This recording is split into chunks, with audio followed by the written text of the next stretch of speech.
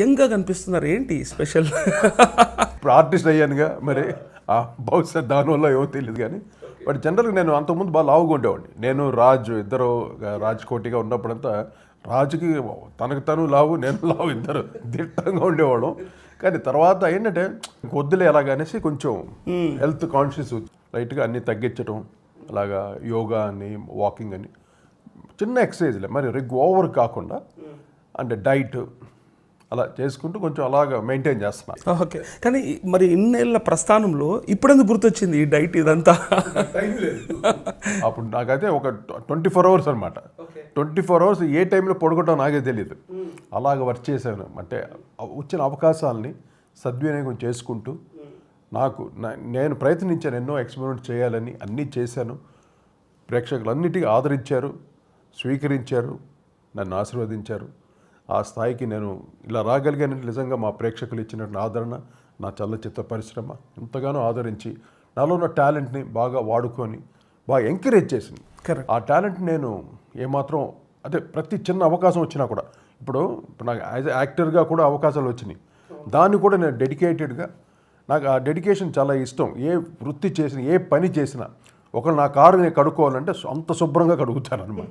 అంత clarity, everything అంత perfection detailed అనమాట.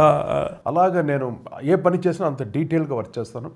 అలాగే ఏ పాట చేసినా, ఏ బ్యాక్గ్రౌండ్ స్కోర్ చేసినా అది నా సినిమా, అది నాది అన్నట్టు నా భుజాల మీద వేసుకొని, ఒకవేళ ఒక టీవీ షోలు ఉన్నా సరే, ఏ కార్యక్రమం అయినా సరే అది నాది అని నా భుజాల మీద వేసుకుంటాను. ఫస్ట్ వేసుకొని మ్యాక్సిమం నా వంతు నేను ఏం ఇవ్వగలను, ఆ చుట్టూ ఆ సరౌండింగ్స్ అంతా ఎంత ఫుల్ వైబ్రేటింగ్ చేయగలను అన్న దానికి నేను ఎక్కువగా దానికి మెయిన్గా ప్రిఫరెన్స్ ఇస్తాను నేను. కరెక్ట్, అందుకే అన్ని వండర్స్ క్రియేట్ చేయగలిగారు మీరు. అంటే దానికి క్రియేట్ చేసిన భగవంతుడు ఆశీస్సులండి. అంటే ఆ టైంలో ఎంత బిజీగా ఉండేవాడిని. ఒక్కొక్క పాటలు, ఒక్కొక్క సినిమా, ఒక్కొక్క డైరెక్టర్, ఒక్కొక్క హీరో, డిఫరెంట్ జోనల్స్ ఒక్కొక్కరు.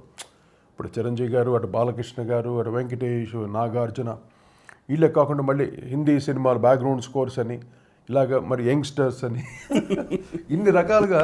అలాగే దాదాపు నేను 84లో నేను మ్యూజిక్ డైరెక్టర్ అయ్యాను. నేను రాజు. అంతకుముందు నేను మ్యూజిషియన్గా 74లో నేను మ్యూజిషియన్గా స్టార్ట్ చేశాను. అంటే 74, దాదాపు 47 years అవుతాను. 50 years దగ్గరకు వచ్చేసింది ఆల్మోస్ట్ నా జర్నీ. కానీ నేను టోటల్గా మ్యూజిక్లోనే ఇంక వేరే నాకేం తెలియదు. అంటే మ్యూజిక్ కూడా పెద్ద తెలియదు నాకు. ఏదో ఆ తల్లి అక్కడక్కడ ఆ వేవ్స్ వస్తూ ఉంటుంది. అంటే ఉపాసకులు అంటారే, సరస్వతి ఉపాసకుల్లాగా ఆ మహాసరస్వతి, ఆ గురు దక్షిణామూర్తి నాకు ఇచ్చిన వరం, ఆ స్వరాలు. మా నాన్నగారు సాలూరు రాజేశ్వర గారు మహాపండితుడైన, మా తాతగారు సన్యాసరాజు గారు, అలాగే మా గురుగారు చక్రవర్తి గారు, ఆయన ఆశీస్సులు, ఇన్ని ఆశీస్సులు నాకు. అదే కాకుండా ఈ మధ్య మనల్ని వదిలేసి వెళ్ళలేదు, ఇక్కడ నిద్రపోవడానికి వెళ్ళింది మా లతా మంగేష్కర్ గారు. ఆమె చూపులు కూడా మా మీద పడి, ఆమె ఆశీస్సులు కూడా మేము అందుకున్నాం. అలా ఘంటసాల మాస్టర్ గారిది, అందరు ఆశీస్సుల్ని పొందాం. అంటే వాళ్ళు పరస్పరం వాళ్ళతో వర్క్ చేయకపోయినా మాకు వాళ్ళ ఆశీస్సులు మట్టుకు దక్కినాయి. అది వాళ్ళ చూపు మా మీద పడింది. అలాగా ఆ ఆశీస్సులతోటి ఇంతకాలం ఇన్ని సినిమాలు చేస్తూ ఉండగా ఇప్పుడు నాకు ఈ మధ్య ఆపర్చునిటీస్ యాజ్ ఆర్టిస్ట్గా, ఎందుకంటే టీవీలో చూస్తున్నారు అంటే నేను అంటే ఆకారం అయ్యని కొంచెం గ్రాండ్గా ఉంటాను నేను, బాగా రిచ్గా అన్నట్టు. అది చూసి చాలామంది వచ్చారు. అందరికీ నేను యాక్సెప్ట్ చేశాను. నేను చెయ్యను చెప్పలే ఎవరికి. నాకు యాక్టింగ్ తెలియదు అసలు.